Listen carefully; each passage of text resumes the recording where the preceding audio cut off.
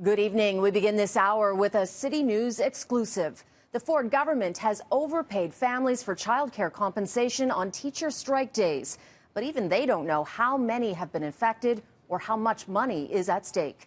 This is a major flaw in a program that was supposed to win over parents as labor unrest escalates. Today I'm announcing our government's plan to offer parents up to $60 per day to offset the cost for childcare if strikes action close schools or school-based childcare centres. Since the education minister first made the announcement mid-January that the government would compensate families for childcare costs on strike days, close to 343,000 applications have been made. Those families are eligible for $60 a day for a child in a school-based daycare, $40 for a child in kindergarten, and $25 per child in grades 1 to 7 per day. The first deposits were made on Friday, and some parents started noticing something was wrong. They're getting too much money. One mother who asked us not to use her name sent us this screen grab of her bank statement. It shows an online bank deposit from SUP for parents for $320. $160 per child, except she was only expecting $65 total because her two children have only had one strike so far at their Toronto elementary school.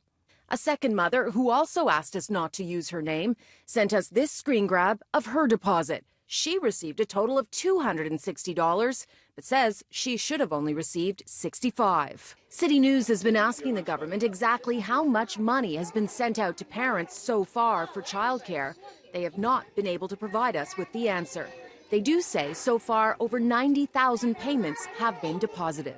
The government says they did a dry run of the direct deposits. Families who chose them should receive the money at the end of each week. Those who requested checks will get a lump sum when this is all over. The Elementary Teachers Union has called the government plan to pay parents on strike days a bribe.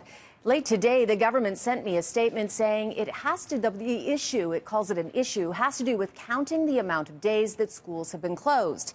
And the data now has to be adjusted. This leaves many unanswered questions, though. How many parents have been overcompensated, and how will they pay the money back to the province? Even it doesn't know.